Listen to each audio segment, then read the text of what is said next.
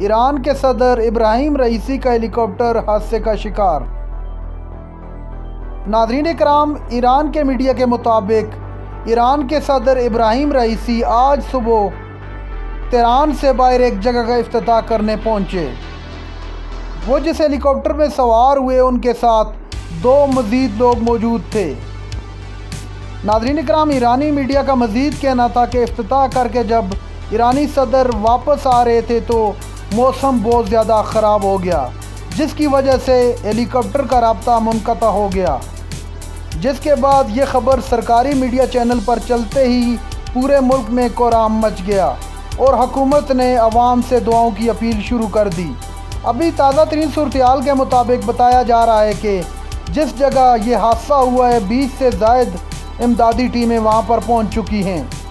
ناظرین کرام، ایرانی میڈیا کے مطابق جس بدقسمت ہیلی کاپٹر میں صدر سوار تھے اسی کو حادثہ پیش آیا ہے۔ ایرانی میڈیا کا مزید کہنا تھا کہ تازہ ترین صورتحال کے مطابق وہ ہیلی کاپٹر مل چکا ہے، تاہم اس حوالے سے ابھی تک کنفرم نہیں کیا جا سکا کہ صدر مملکت محفوظ ہیں یا خدا نخواستہ نہیں۔ ناظرین کرام، کچھ دن قبل ایران کے صدر نے پاکستان کا بھی دورہ کیا تھا۔